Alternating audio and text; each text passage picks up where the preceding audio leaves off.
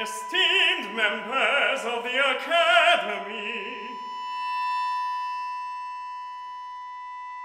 I am honored by the Academy's invitation to present a report of my previous life as an ape.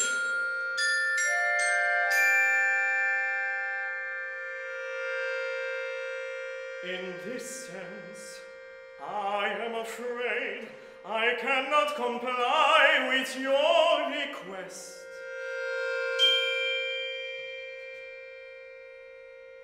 Nearly 5 years separate me from my monkeydom now, which seems short, but it's endlessly long.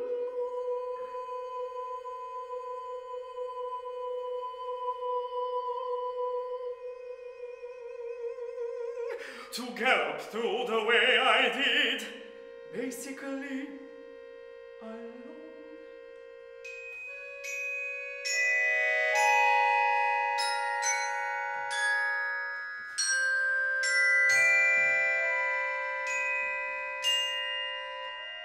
My achievement would have been impossible if I wanted to hold on to my origins, onto my childhood memories.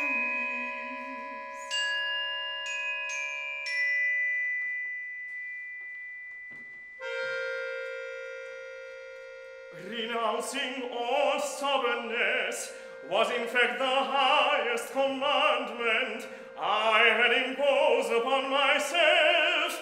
I, free ape, submitted to this yoke. As a result, my memories withdrew from me more and more. The storm that blew me out of my past calmed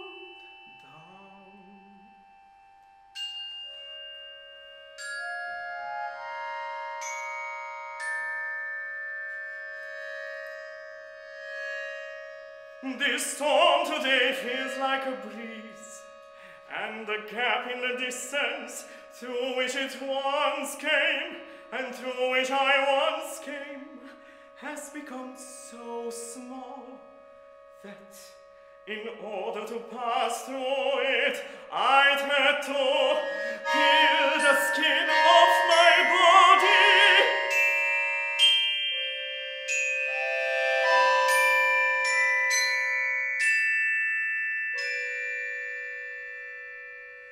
As much as I like to use metaphors, frankly speaking, my own martyrdom, esteemed members of the Academy, cannot be further from me than yours is from you.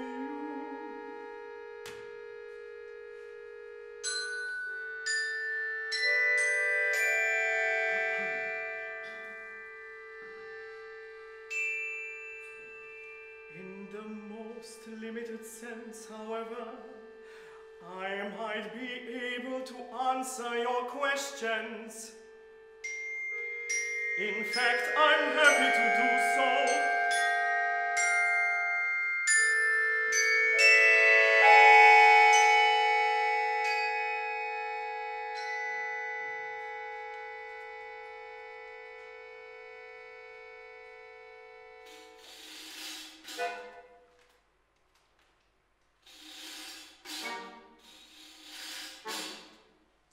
Shake.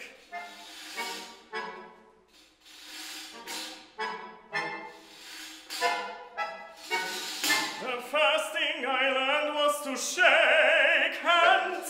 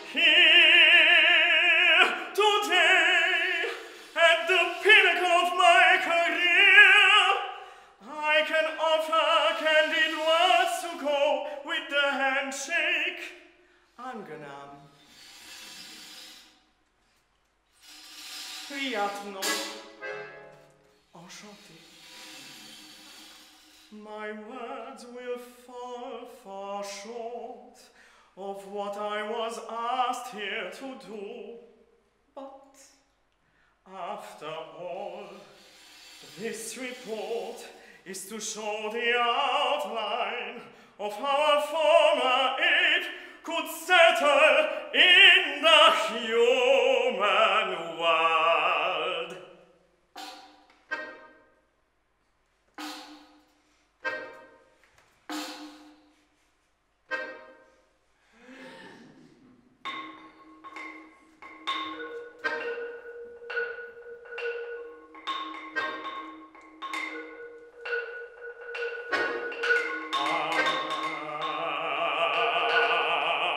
From the Gold Coast.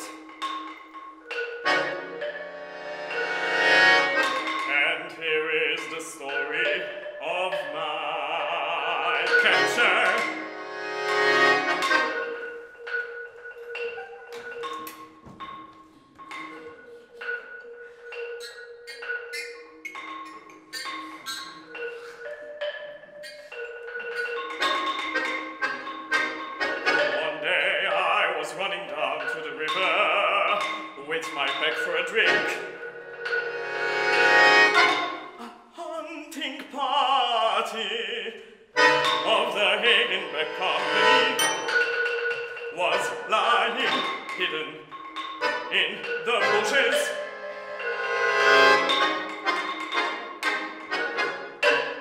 Shots were fired. I was the only one hit. I took 2 bullets. One grazed my cheek.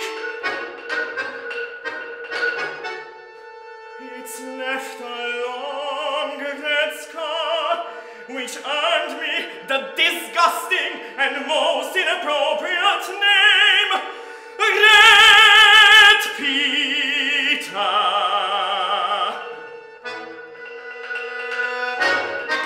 The second shot hit me just under the hip. It was serious, and it is the reason why I still limp a little.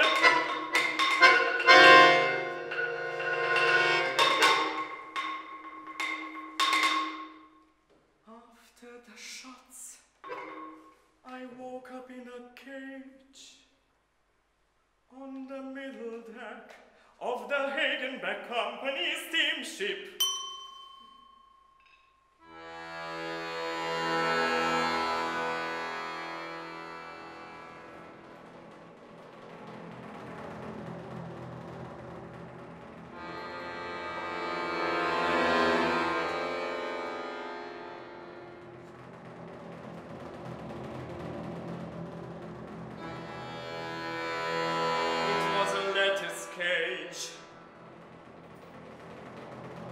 With only 3 walls attached to a crate. So the crate formed the 4th wall. The whole thing was too low and narrow, so I crouched with my knees bent and always shaking. Turned towards the crate. I didn't want to see anyone, and only ever wanted to be in the dark. As the bars cut into my back. Based on my experience today, in a human sense that is, I cannot deny that it is indeed practical to keep wild animals like this during the first days of captivity. But I didn't think about that back then. For the first time in my life, I had no way out.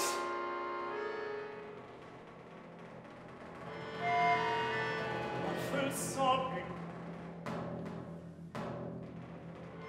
painful searching for fleas, tired licking of a coconut, banging on the cardboards with my head, sticking my tongue out when someone came near, sticking my tongue out, banging on the crate boards, searching for the fleas, sobbing, sobbing, searching, licking, banging, sticking, sobbing, searching, licking, banging, sticking, sobbing, searching, licking, banging, sticking, sobbing, searching, licking, banging, sticking, sobbing, searching, licking, banging, sticking. These were the activities of my new life. In all of them there was only one feeling, no way out. Up until then, I'd had so many ways out. Now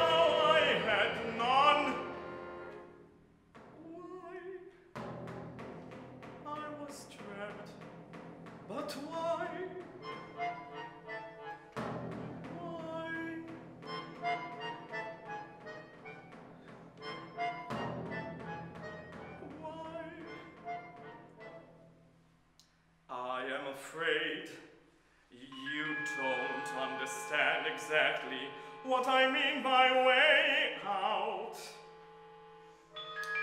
I say way out in the most ordinary and fullest sense. I don't say freedom. I didn't want freedom then. I don't want freedom now. Freedom is all too often used to deceive people. No, I didn't want freedom. I just wanted a way out.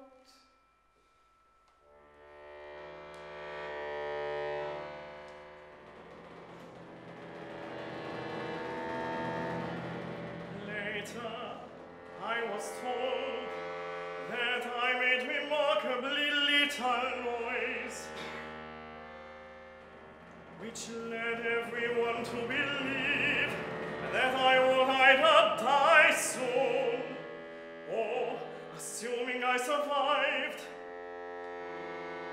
I would be rather easy to train.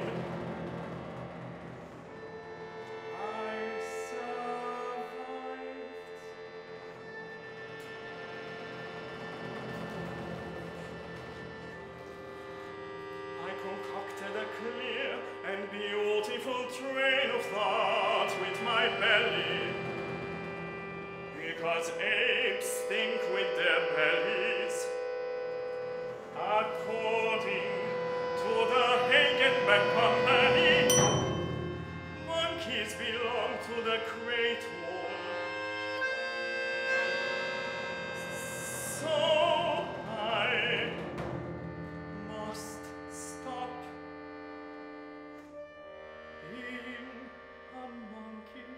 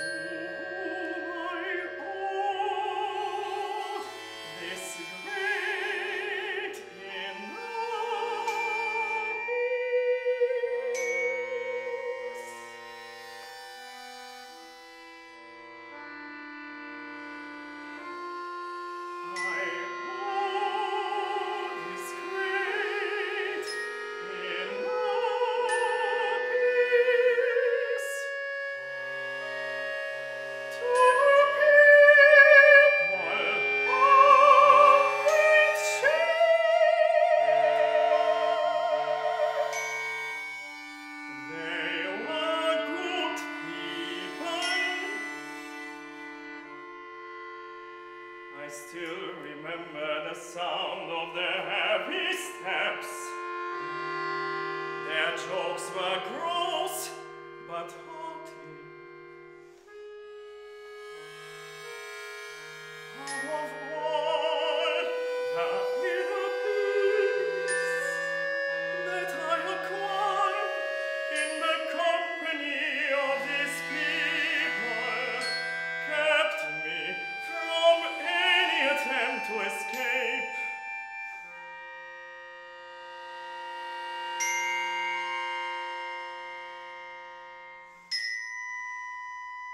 I no longer remember if escape was possible, but I think it was. With my teeth I should have been able to bite through the door lock over time.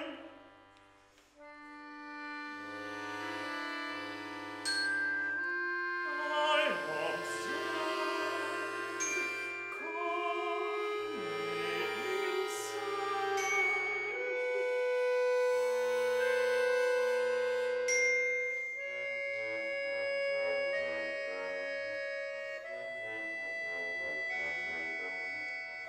I saw these people going back and forth,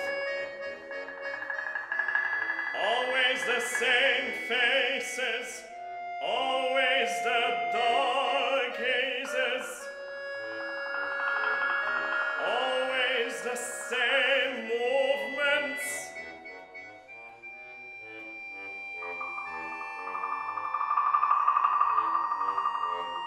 They always had something in their mouths,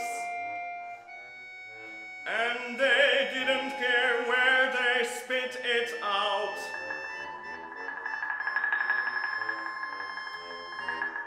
They went undisturbed.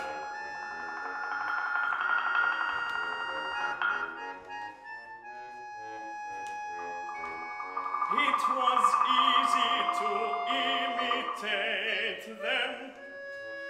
I could spit the first day, then we would spit in each other's faces.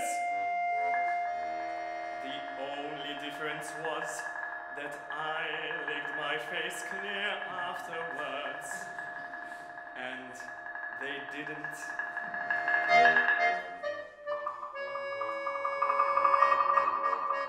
So I could smoke the pipe like an old chum.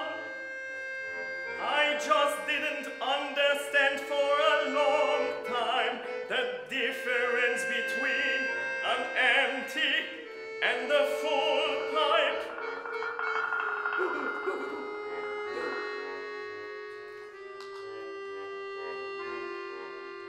The bottle of schnapps gave me the most trouble.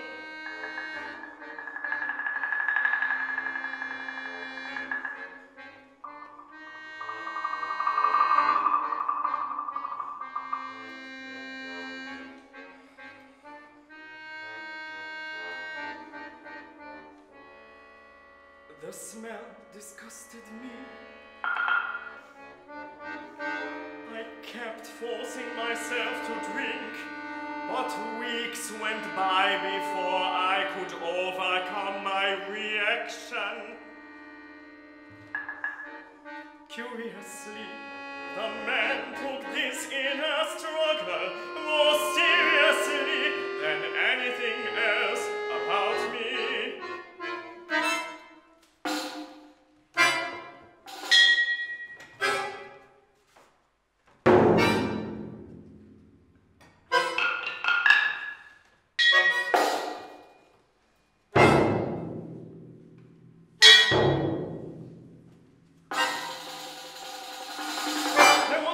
Kept coming back by day and by night, standing in front of me with a bottle, giving me lessons. He would uncork the bottle slowly, then look at me whether I have understood. After he'd raise it to his mouth. I would follow with my eyes from the bottle to his throat.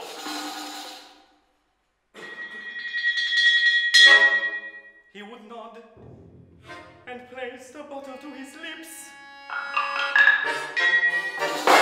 Then he'd tilt the bottle back and take a swallow.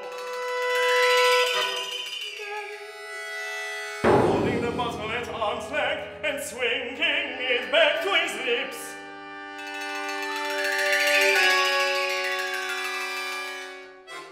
He would drink the entire bottle in a single gulp.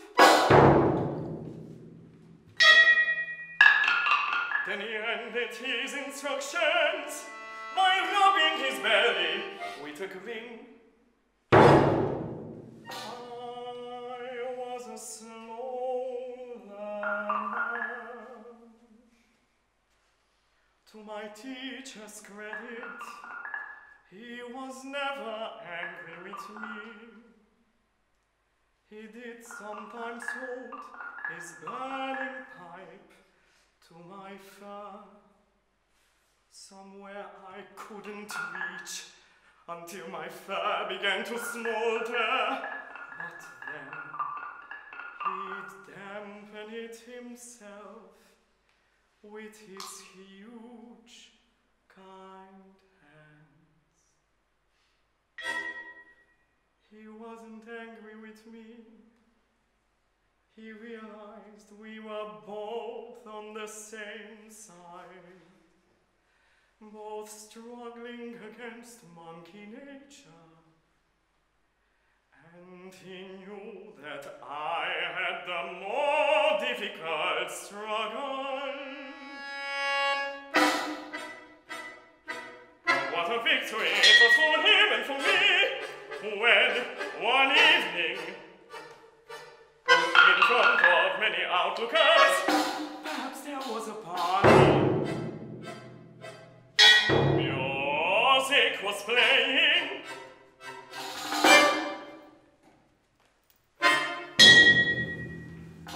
I grabbed the bottle of schnapps, managed to uncork it,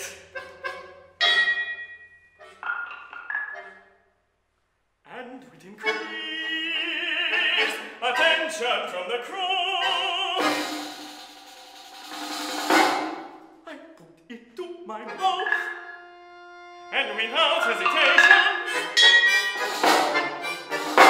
like an expert alcoholic, really, truly, drank it empty.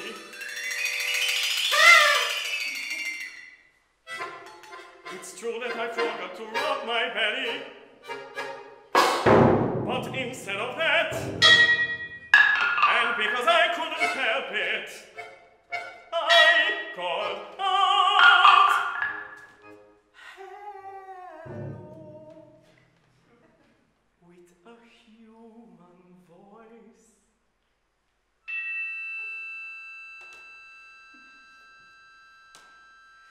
With this call, I lived into the community of humans, and the echo of their voice felt like a kiss,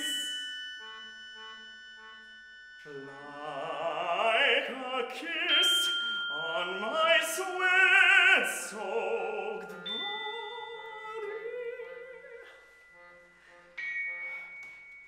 It's speaking. Do you hear? Spricht, hörst du? Jeetje, man, hij spreekt. Hallod, kisköcsög megszólalt.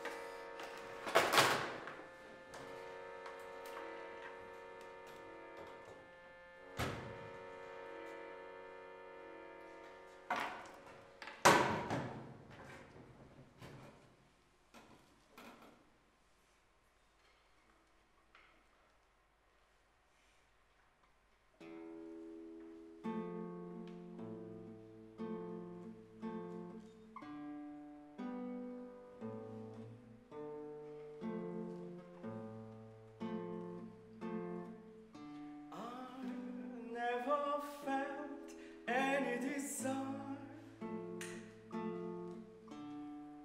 I never felt any desire to imitate people.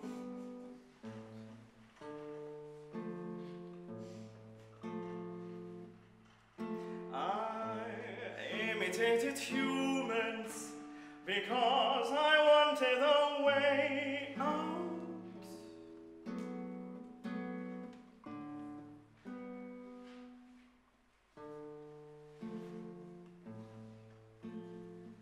When I was handed over to my first trainer in Hamburg, I soon realized the two options open to me. The zoological garden or vaudeville. I did not hesitate. I said to myself,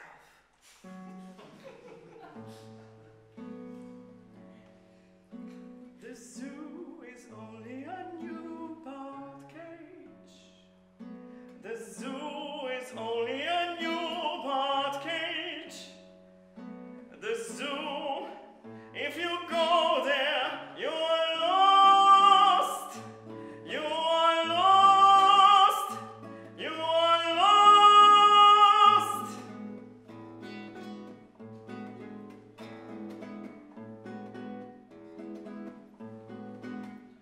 Use all your energy to get into the music hall.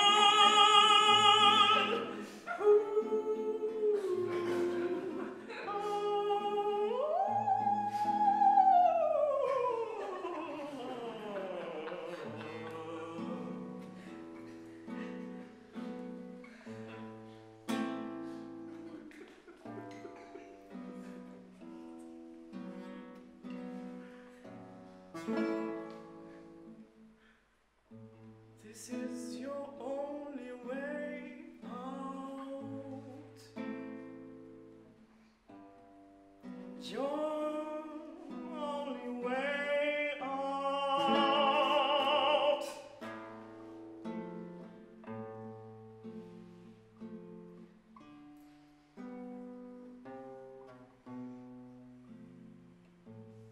One learns when one must. One learns when one wants a way out.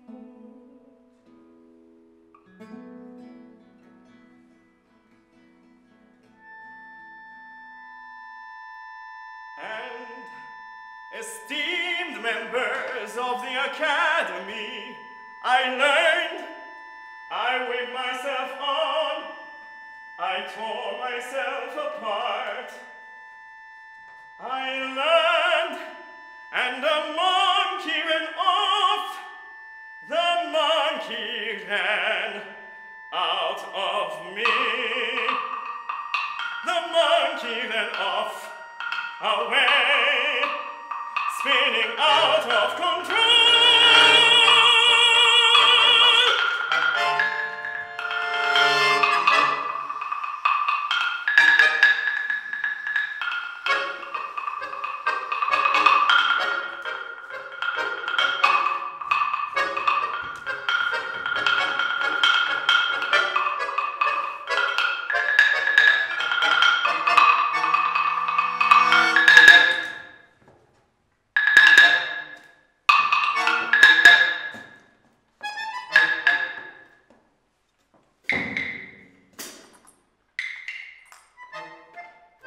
Once I became more confident in my abilities, and the press began to follow my progress.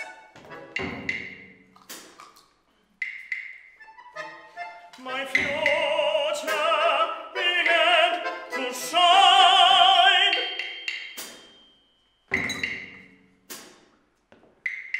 I hired my own tutors. What a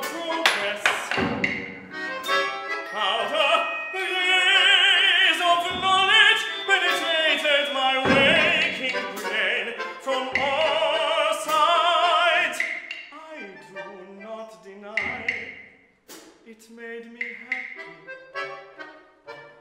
But I did not overestimate it. Not then, even less today. Through an effort that has never been repeated on earth, I have attained the average education of a European, which might not mean a thing in itself, but at least it held me out of a cage. Even that freedom was never an option. I had no other but the human way out.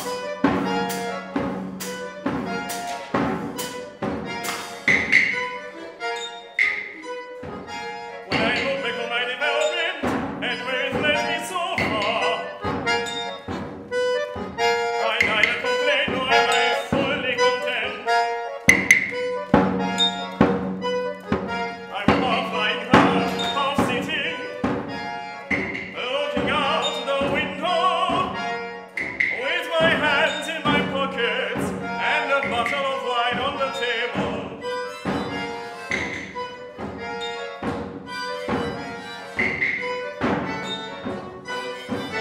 If I have visitors, I welcome them as appropriate. My impresario is in the next room. If I say something, he comes and listens. In the evening, I almost always have a performance, and my success could not be bigger. When I come home late, a hunter of trained female chimpanzee is waiting for me, and I take my pleasure with her the monkey way. In the daytime, I don't want to see her, because she has the manners of a confused, half-trained animal in her eyes.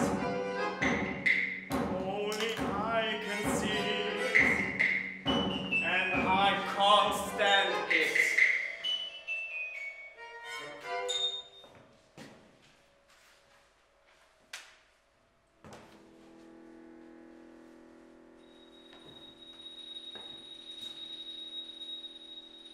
All in all, I have achieved what I wanted to achieve.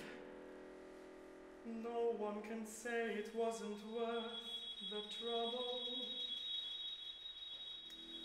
Moreover, I don't want anyone's judgment.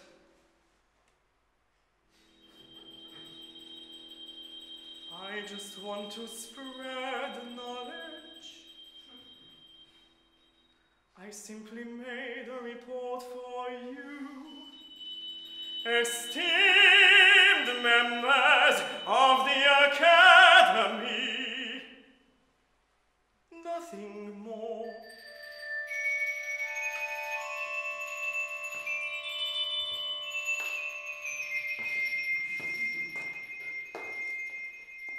Nothing more.